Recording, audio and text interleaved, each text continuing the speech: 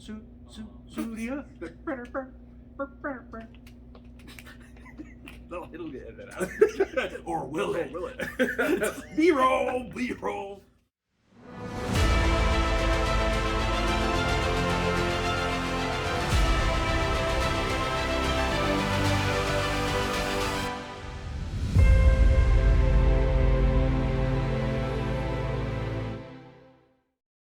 Hello and welcome to a brand new episode of Black, White, and Red All Over. I'm Victor Dandridge, the hardest working man in comics. Ryan Seymour, King of Comic Town in Columbus, Ohio. Biggity bam! The best comic shop in the universe. I said what I said. Don't argue. It's on the internet now. I mean, it's true. It's got to be true, okay? Factual facts, okay? Actual facts as well as factual facts. How's your week been, man? Oh, pretty decent. Yeah? Can't complain. You've watched anything fun? Peacemaker dropped? Oh my gosh. Did you? Got around to, like, Stace and I watched all 3 episodes. Nice. The dance sequence, every plot twist. It's amazing. James Gunn, like... Dude is a storyteller. Right? Dude is a storyteller. Because you can take... Okay. Imagine... Let's go back 5 years. Yep. Just 5 years, right? 2017... We're in the, heyday of the DC EU, if you will. And someone says, yo, the next movie is going to have Peacemaker in it. Yeah. The immediate question is why? Right? Why? Then you go, and then it's going to be played by John Cena. What? And he's going to have a television series? What? Fast forward to today. This is one of the greatest things of all time. Yeah. Literally the greatest. It's fantastic. Yeah. I have to wonder, okay, John Cena as an actor. Yeah. Is he the greatest of all time? Like, there's something about him where you're just like, this is ridiculous. But the way that you can keep a straight face and, like, you mean it. Yeah. Is he not the greatest actor of all time? The lip syncing? Like that? I believed it. I think that there's raw audio from the set where he is clearly belting out that song. Oh my gosh, yeah. Without question. I had to go back because I was like, is this a real song? Oh, it is. It is. Oh, it is. It totally is. Yes. Like, leave it to James Gunn to throw out, like, obscure music. I'm sure its streams went through the roof, just like he did for, Blue Sweet all those years ago. Yeah. Some Ooga Chaka. That's what it is. All kinds of Ooga Chaka. We got the Moon Knight trailer dropped this week. Oh, jeez. Okay, Oscar Isaac making up for playing Apocalypse. Yeah, that was him. Okay? Yeah. That was him. Yeah. Let's not forget. Never forget. The dude with the awesome beard from Dune was Apocalypse. Mistakes were made, okay? Checks for cash, mistakes were made. It is what it is. But the redemption is at hand with him playing Moon Knight. Are you a huge Moon Knight fan? I mean, we've reviewed the series a couple of times. Yes. Okay. All right. Let me. There are chunks of time that I'm a huge Moon Knight fan. And it's usually attached to particular creators. Okay, makes sense. So, like, the run that was kicked off by Warren Ellis. I was a Moon Knight fan for that. Yeah, that was amazing. And that's where I'm curious, is it going to be multiple personalities? Right. Is it going to be the actual effects of having a god inside your head? I mean, that is part of the story. So, I think that's fun. Yeah. Okay, so here's where I'm the bad guy. I don't care. Generally speaking about Moon Knight, it's just not. He's not a character that. A lot of people say he's Marvel Batman, and okay, but that's too dismissive of the character. I think that's way too dismissive. But I can't say like you. Anytime that I've picked up Moon Knight, it's not because it was Moon Knight. It was because the creator on it. I wanted to read. So I don't care. But I'm hoping that this will like excite me. Marvel's been able to do that. Like they took Guardians of the Galaxy. And that, like the newest iteration at the time. Yeah, like, I mean, they weren't even that old. Yeah. So, yeah. So I don't know. I'm definitely gonna give it a shot. Big Oscar Isaac fan. The violence level looks like it's going to be top notch from whatever was on the ground that he was punching. It's not there now. I can tell you that. Either it wasn't there at all, or it's not there now because he beat it to pieces. It looks cool. Yeah. But like I said, for me, I'm just like, I really don't care about Moon Knight as a character. But I will watch this, like without question. But I will watch it as a clean slate. So that'll be the thing for me. Obviously, this week we got a lot of books. But before we get started talking about these books, so I did something kind of crazy. Okay, so you guys know I'm the hardest working man in comics, publisher, writer, all kinds of cool things. And I'm trying to find different ways to actively promote my roster of books. So I came up with a video that I think would be an awesome trailer for Never Too Late, the sequel to The Trouble with Love. Which is my favorite. You have said that. So, wait, you saw the trailer, right? Yeah. Have you guys seen the trailer? You know what? Why don't you watch it right now? Yeah. We'll wait.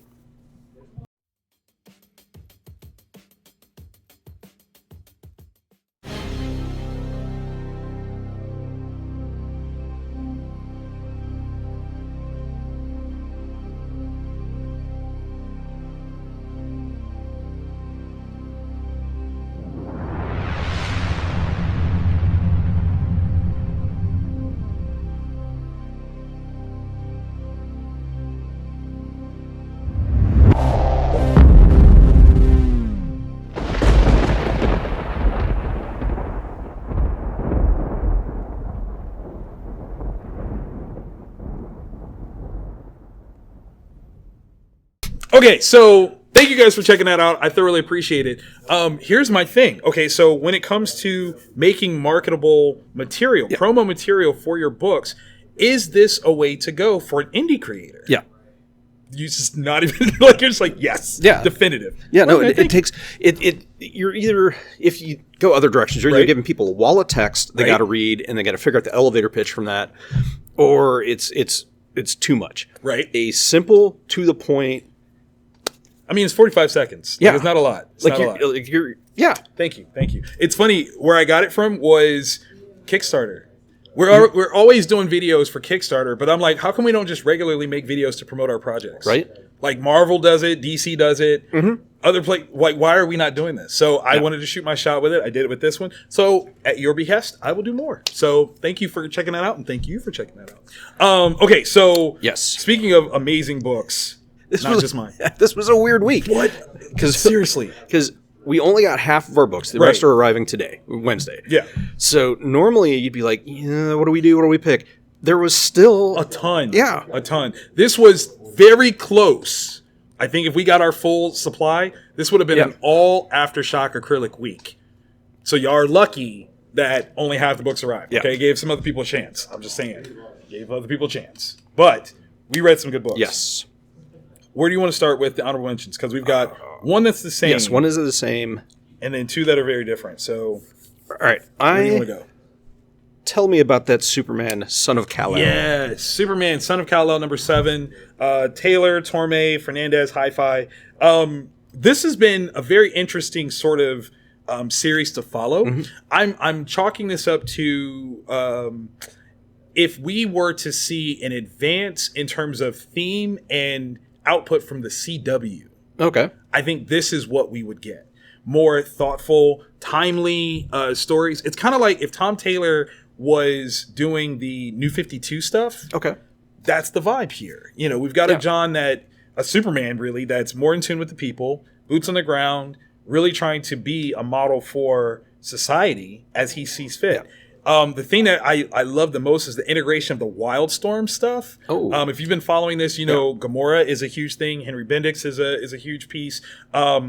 We get the budding relationship of the bald guys, which I was like, I mean, but yeah, these two guys talking can never be a good thing. That's not. That's never a good thing. And again, what we see here is John is such a thoughtful superhero. When pitted against this world that is not as thoughtful, that will always be his downfall. You won't be able to penetrate his skin, but you can definitely break his heart. That sometimes is bad enough. Ain't it though? Mm-hmm. Okay, I need to know. I mean, this is crazy, but I need to know about the Silver Surfer Rebirth. Though. Okay, all right. So we all know. All right, Silver Surfer Rebirth number 1. Ron Mars, Ron Lim, Don Ho, Israel Silva. It's like the 90s are back. It is. And it totally has that vibe. It is a 90s Silver Surfer book. It's interesting because I have to take my mind off of Silver Surfer Black and that vibe because that was such amazing. That set a bar, man. That's really hard to move away from. This one's pretty interesting. It once again, totally 90s style to it, which that's what I grew up reading, Silver Surfer. It takes place... Is that Genesis? Oh my god. Yeah, it's got Genesis in it. It also has... It's hard to... There's a time thing. Yeah. There's a time thing. Okay. And it's Silver Surfer, I think, sent back in time. Okay. Without really spoiling anything. And... Oh. Yeah. So if you grew up reading Silver Surfer back in the 90s, this is your jam. That's dope. That's dope. Highly recommend it. I'm a 46-year-old dude, so like this was my right jam. up your alley. But yeah, it's super cool. It's Surfer doing cosmic level stuff. It's got other iconic characters from Marvel's cosmic stuff. Look at that. Yeah. So, and it, what? Oh, yeah, that's a problem. Yeah. So That's a problem. yeah, definitely worth a read. I love it. I love it. I've obviously been a fan of Ron Mars for a long time. Definitely of Ron Lim. Yeah. So the two Rons together can't go right. No, can't go wrong. Right? Is that the best way to say that? Two Rons always go right. Three lefts. Yeah. No. I'm gonna work on that, and I'll come back to you. Funny enough, I met Ron Lim a couple years ago at a con, and we were chatting, and I was like, "Yo, it's so funny. Like, I came into the game wanting to draw. I don't do that no more. But I was like, because of you, I was drawing with mechanical pencils because I always thought that that's how you got like such meticulous lines. And he was like, "You picked up on that?" And I was like, "Was I right?" And he's like, "Yeah, that's totally what I was doing." I was like, "Greatest artist of all time." Okay, I don't even draw no more. I'm the greatest artist of all time because I can depict, I can figure out, decipher. I was very proud of it. I'm just that's all. Yeah, I've never guessed. I just thought he was real good. Yeah, no, I was like, no, he's got to use mechanical because look at the line. It was silly, but it made me happy. Speaking of an artist that I know, Wonder Woman Evolution. Stephanie Phillips, Mike Hawthorne, Di Benedetto, I think I'm saying that right, in Bel Air on colors. Mike Hawthorne is a creator that I met a bajillion years ago. Mid-Ohio, Wizard World, Chicago. And I followed his career for a long time. Like, dude is amazing. And he's been posting pages from this. And I'm like, why am I not reading this? Like, this is a buddy. Like, I mean, I haven't seen him in a while. I mean, COVID. I haven't seen a lot of people in a while. Yeah. But, like, this is a pal. Like, let me pick up this book and check it out. So I'm coming in blind. And Stephanie is a name that I've heard rumbled through the industry for a little while now. Yeah. And I can't say that I've ever picked up a particular title. So I was really glad to pick this one up. Yeah. In this, we're seeing Diana being tested by some primordial forces that are, again, aiming to judge humanity, and they're using Diana as the test. What better advocate for us? However, like, they have crafted a story that absolutely shows Diana's failure. Oh. Yeah. And it's one that it doesn't feel contrived. It's very authentic. Like, you understand why, as a test, this is a pinnacle for her. And I think that's kind of an interesting thing because obviously I hold Wonder Woman in the highest regard. She's like my favorite DC superhero. And to see her put in this place where there is a limit to her power, but her humanity is on display, chef's kiss. It was a really good book. For it to be on the honorable mentions, like, that says a ton of the books that I actually made the acrylic. I just want y'all to know. So that was a good one. Yeah, and kind of fitting in that category too. Batman the Knight, number one. Chip Zdarsky, right. A great group of creators. Yes. This one, it's an interesting one for me. It takes place before Batman Year One. It's like Batman Year Zero-ish. Okay. So he's time period where he's in high school and then he's in college. So that kind of age range, and it's looking at how his psychology, where he begins to make that switch from just being Bruce Wayne to like a Batman sort of mentality. Okay. And how he's beginning to distance himself from other humans as a process. Right. Really, really interesting. I'm still waiting to really get that Zdarsky vibe. Okay. Because he had that with Spider-Man, right, and other titles. So I'm really waiting for that hook to catch. Gotcha. Like the first issue was solid. It's still building. Yeah, it's still building. I got you. So, yeah, 10-issue miniseries, so it's going to... Oh, so yeah, it's going to take its time. It's going to take its time. I think it's interesting to approach a character study style series about Bruce at that point because it is such commonly treaded ground. Yeah. But to hit him from high school, it's kind of an interesting standpoint. So, I don't know. What did Bruce go to prom? I don't know. I think that's an interesting, like... And it wouldn't even be a CW-ish. Yeah, no, like just no. What? Like, did he go to school and just immediately come back home? Like, what did he do? Like in his mental state, did he hang out? This is gonna be a weird question. At what age do you think Bruce Wayne lost his virginity? Oh wow. I don't know. I'm gonna honestly say that it was during training. Probably. Like it was like Ducard, who was like, you have to know how to seduce a woman in order to fight, and he's like, I don't know what that has to do, but you have to learn. Like, start with me. love me first, be tender, but then be hard. Like that's what I think. That's what Ducard was teaching him. Like it's all part of it. And Bruce is like, okay. Yeah. Yes, master. He's like, ooh, don't do that. I like that too much. That's too much. I'm sorry. That was so inappropriate. I don't even know where that came from. Let's talk about more books. Yeah. This is clean slate this. Okay, so we've got She-Hulk #1. Again, because of the shortage, we only got the variant covered with Adam Hughes. But it's a beautiful cover, though. Okay? It's beautiful. Alfred, am I your stepson? Oh, yeah. Oh my god, that's a whole other comic. It's hilarious. We should pitch that one. Yeah. So written by Rainbow Rowell. Roger Antonio is the artist. Rico Renzi. There's a lot of R names on this book right here. Like this is wild. Really Did y'all do this on purpose? This is incredible. Okay, so here's an interesting thing. I am definitely a fan of Dan Slott's run on She-Hulk. Mm-hmm. Has she had a specific ongoing series since that one? There was the Immortal She-Hulk, but I think that was a mini-series. I think that was just a mini too, yeah. No, not that. Okay. At least not that I can remember now. Okay. So what's interesting is immediately you almost can't help but compare the two, right? Yeah. But we're at such a different space and place because like there's so much of Dan Slott's run that was like Ally McBeal-ish, right? But if I said Ally McBeal to like my 12-year-old daughter, she would have no idea what I'm talking about. So to approach this in a way that is a little bit more modernized, I think is really interesting. Dare I say the approach here is almost Peter Parker-ish. Yeah. Like, it's definitely, she's a fully functioning adult, but nothing is going right for her. Right. And luckily she's failing upwards a bit, but it's still not quite gelling in the same way. Obviously, we know that there's a She-Hulk series coming. Yeah. And it behooves Marvel to have an ongoing series. They're really good about that. Like, it's the smart play, right? You want to have a show and then bring people to the books. This is the way to do that. We know that Titania is supposed to be in it. Yep. This evolution of their relationship is the most genius thing I think I've ever seen. Yeah. In terms of a modern female voice of accomplishment and ability. Wow. Yeah. Wow. Because it takes something that's typically considered hypermasculine. Yes. And it gives it this totally new, fresh view of it.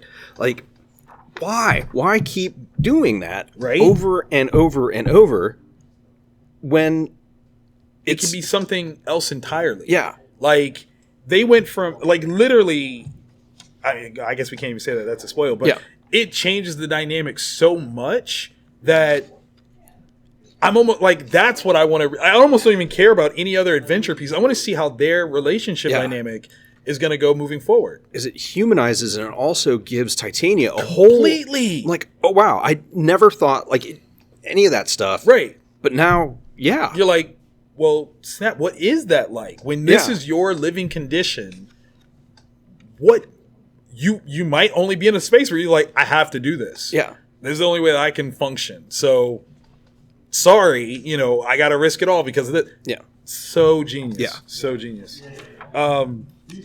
This was very, very cool. Again, I still feel very Peter Parker-ish vibes, and considering that in a lot of ways, Pete's got proteges and things like that. He's kind of grown out of being this lovable loser type character, but She-Hulk is kind of primed for it. Yeah.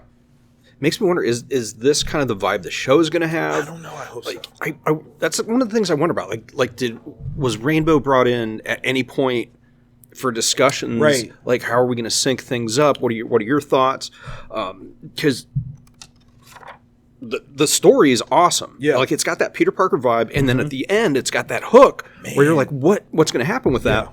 The art, super, super solid, and it's... In the past, there have been iterations of She-Hulk that have been salacious. Yes. This isn't. Purposefully. Yeah. Whereas this one isn't, but not in like like an iconoclastic. Like this is not. It's just she's a big person. Yeah. I think this is definitely a female-friendly title. Yeah, and that is something that I hope gets celebrated and picked up on and drives more female readers to comic shops. Yep. Not in the sense of saying like, oh, I need to find, the next MCU Link book. But this is something that speaks to who I am as a person. Yeah. If my daughter was a little bit older, I would totally give her this. Because I feel like, if she was 16, 17 years old, this would be like right speaking to that space and place where she's going to be. And that's amazing. Yeah. Like, I really dig this one. So if you know, a lady that might be like, I might want to, tiptoe on the periphery of comics. Yeah. Here's a book. Yeah. Try it, because I think that's a dope one. It's absolutely really solid. All right. So now we're moving on to the Acrylics. Yes. The creme de la creme of this week's offerings. 2 Aftershocks. Yeah. One that differs. Yeah. Where do you want to start? I know the big news is going to be Nightwing's new costume. Yes. But what else happens in this issue? So I've not been reading Nightwing at all. But I have to admit, again, seeing these covers and things like that, they are iconic and eye-catching. And I've loved them. Yeah. So I was like, you know what? Pick it up. Like, let's just grab one and see what we've got. Okay, so creative team is Tom Taylor. Genius that is. Bruno Redondo as the artist. Fantastic. Adriano Lucas is the colorist. And design letters. Okay, so this vibe, right? Okay, because I'm catching up. Yeah. So apparently Dick got some money. Yeah. Lots of it at some point. He's effectively trying to do some things with the city of Bloodhaven. And with the announcement of what he aims to do, might have put a target on his head, which is interesting. Yeah. Now, everyone knows that Dick Grayson is now a billionaire. They still don't know that Dick Grayson is Nightwing, which is a very important thing. Because I was like, does everybody know? Where are we going with this? Yeah. I don't know. This book, what makes it so beautiful is you really get a feel for the connections that Dick Grayson has built within the DCU. Yeah. When there is, a price out for his head, he's got people that are looking out for him. And, that first bit of family, is right there. And, they... Because he's been around a while. He's been around, He's interacted with a ton of people. Like... He's been an upstanding dude. For a long time. So, this was a great piece to kind of come back in on and... just kind of see Dick Grayson. Dick is one of my favorite characters. Yeah. Look at that. Yeah. That's a moment. Because they're all around. It's as if they're not going to have his back. Right. You mess with one of us, you mess with all of us. And Tom really does a great piece about family being, or even home being what you make it. Yeah. Right. It's not necessarily people that you're born, into or anything like that. It's those people that you've decided these are my family. Yeah. And what better presentation of who his family is than that? It was beautiful. It was heartwarming. And then you really see when some of these people, put the fists up, you're not going to win that fight. No. Justice League is here. Some of these other people are right underneath that. Yeah. They could fill shoes if they had to. Oh yeah. And yeah, that's so weird to think about, because that group of characters, has been pigeonholed for so long, for a long time. But when you stack, one next to the other, as far as well, you could probably, no, they would. Oh snap! Yeah. Well, you lost immediately. Yeah. That's yeah. We do get a I don't know if it's an intro to a character. I know I've never seen them before, but they're brutal and they've got. They got an axe to grind, and I can't wait to see that play out a little bit more. So, definitely, I enjoyed that. Very nice. Nightwing 88, pick that up. All right. From Image Comics, The Silver Coin, number 8. Here comes more of your darkness. Right? Matthew Rosenberg and Michael Walsh. We've got Matt writing, Michael line work and lettering, colored by Tony Marie Griffin and Michael Walsh. Edited by Chris Hampton, variant covered by Tyler Boss. We have only gotten the variant so far. And Silver Coin 3D model by Amanda Nicholson. Oh, that's fun. This is a anthology. If you haven't been reading it or haven't been familiar with it, it is an anthology style. Each issue is one story and done horror book, where the one connective thing is the silver coin, which is cursed as all get out. So in this one, I think this is the first part of a two-part, like the first of their ones that isn't just one book, but it's going to be 2 books for the entire story. There's this, this one's a doozy. This ultra-rich guy who collects coins or antiquities or something buys a collection of old coins. In that is the titular cursed coin. And there is a janitor who, I don't know, befriends the dude. There's some kind of connection, maybe curiosity more than friendship. And so this dude brings in this janitor into his life, and he could not have made a bigger mistake. Sometimes we ask for things or that we don't really mean. No, that's not okay. And somebody's gonna have to clean that up. And once again, with the silver coin, why? Just let it go. Oh yeah, it keeps getting worse. Okay. So it is this greed, this insanity. There's someone gets beheaded, a bunch of people fall out of windows. And as one does. So that's probably the uplifting feel-good book of the week. Okay. This is a new definition of chasing that coin. You know what I'm saying? It's totally different. Yeah. So bad. This one? Yeah. Okay, I was going to say, because this is book of the week. Yes? Okay, I agree.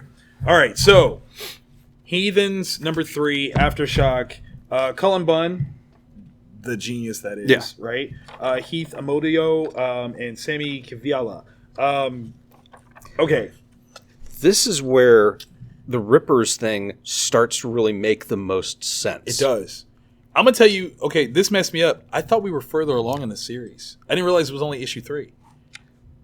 Cullen is such a good writer. Crap, right? Right. Yeah. Like, I'm like, no, this is like 4 or 5, right? No, it's issue 3. He has created a world that we're so immersed in. I really thought that we had been here longer than we had. Yeah. Like, because everything, I'm like, oh, wait, I thought I missed an issue or 2. No, I didn't. No. Okay, so here we have these great historic bad guys really showing some of their, like, most beautiful pieces of humanity. Like, it's almost breaking my heart a little bit. The way things go for some of them. Some of them, yeah. Yeah. These people, they were in some kind of afterlife. Right. And they've been given the chance to go to a better place. Mm-hmm. They just have to hunt down these other escaped evil souls.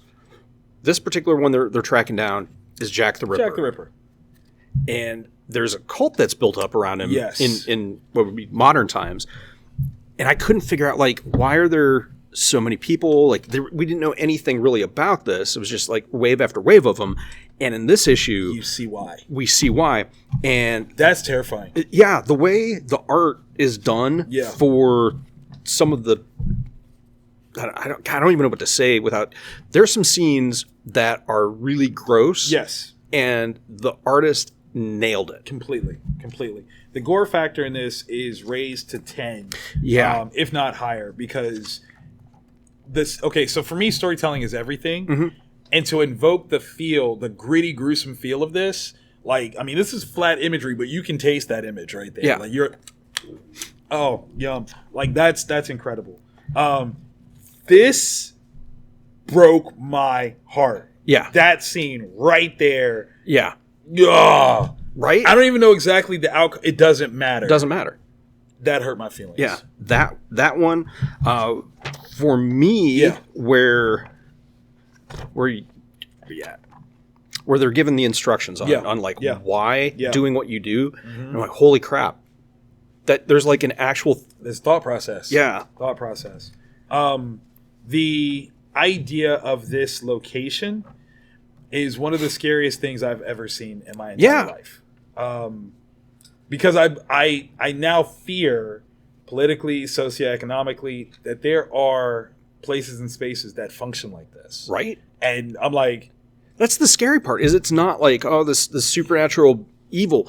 No, this is like, this could really happen. This could really happen. Like, this, what? Because you get people that nobody's going to notice missing. Right.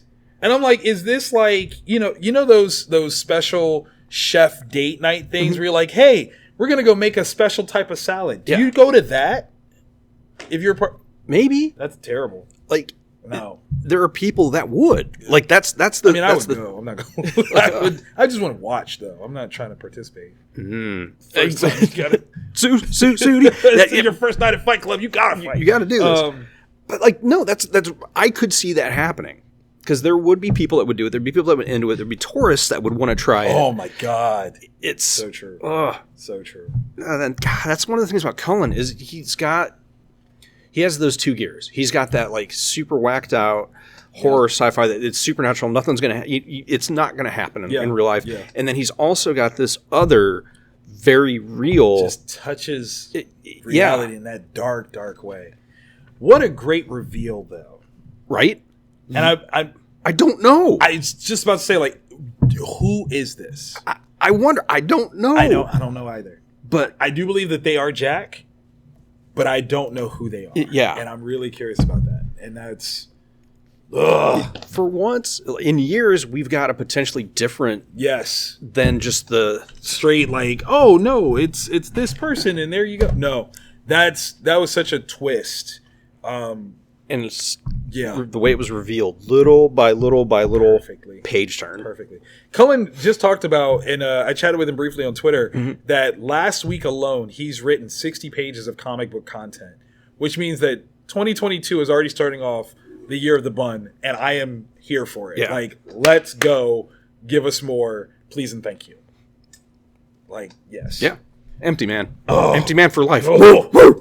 You keep that. You keep that to yourself. I'm not jumping to empty man stuff. No way. The book of the week, man. I don't trust nobody in this book. Oh my God. Everyone is a suspect. Everyone. You're all suspect. Highly sus. I got my eyes on both of you. All of you. Almost American. Cold War never ended. Number 4. Ron Mars. Okay. When I say I love the man, this is what we're talking about. Marco Castillo on the art. Wancho, my guy. Russ Wooten, brilliant. This could be a television series. It needs to be. Needs. Because there was the show The Americans, right? Which were like embedded Russian spies or whatever. But these are ex-Russian people that have immigrated to the U.S. They're trying to integrate themselves, but they're trying to buy their citizenship with their knowledge and dealing with the FBI and the CIA. What I love about this is it also kind of takes a look at them as people. Yes. Like a deep look at them as people, right? Like their frustrations with, can't we just get on with this? Like we're just trying to move forward. Yeah. But there's all these stops and starts. Yeah. Simple, stupid stuff like a driver's license. Like, why do I have to take a test? Like, what? I can do this. Like, and not only do I think like they had to take a test, I think like they had to go to driver's school. Yeah. Which I'm like, okay, like maybe they drove on a different side of the street, but guys, it's still driving. Yeah. Like calm that down. And I totally understood where she was coming from. Right. Like that level of frustration, I might have done that too. Yeah. Just, you know what? I'm tired of y'all. Like y'all playing with me. The inconsistencies, the backpedaling of the stories. This is gonna happen. No, this is gonna happen. Oh, bureaucracy. Oh, yeah, because you're at the mercy of the CIA and the FBI, who don't play well together. So how are they supposed to play well with you? Right? Like it's like having the most dysfunctional sponsors to get into the country, and horrible. You're having to trust them. They're having to trust you. And we see how some of the characters bond quicker than others, right? Because, and then that dude, I'm gonna tell you right now. This is how I knew he was evil. Right here, this scene. When you do that, you're evil. You're evil. Like you can't be a good guy. There's covering your tracks, and then I don't trust him. No, not at all. I do want to visit this place in Portland. Yeah, I wonder if that's a real place. It's gotta be. It's gotta be because it looks beautiful. Yeah. Like, and it really it's how to phrase it. The Newmans is their name. They've been given in America, secret identities. This really solidifies them as being people. 100%. As the Newmans. There's paperwork. There's official paperwork now. So, you know, you got to love that. I love CCH Pounder. Yeah. Yeah, I caught that reference. Good job. Yeah, like that paperwork, that solidification of you know, who they are, this identity, it's solid. It is so solid. But again, that ending, man. Right? It's about to hit the fan. You go from that quintessential American style thing you do after that, and then Das Vidania. Yeah, like where do you go? Like you're now ready for a fight. At least you're gonna fight together. I hope. Probably, maybe. Oh my God! If either one of them is betrayed, I don't even want to go there. Right? I don't even want to go there because that's what I was curious about from that about halfway through. Right? Yeah. Because there was a sentiment, a resentment, even like, well, it's easy for you, but it's not been. I need them to be on the same accord. But what if one of them? Don't say it. Is a double secret agent? Don't say it. Don't say it. I don't want that. I don't want that. I don't trust nobody. I would read that, and I would probably love reading it, but I don't want it. I don't at all. Ugh. Man, I don't trust them. So writing espionage in this modern age, that's not easy. You know what I mean? Like, Can't be. You're talking information is readily available to try to create something where people have like stakes and mystery and you know, double crosses. Like, that cannot be easy. Yeah. And the idea that this is based off of a real thing, right? But is it? I don't trust that either.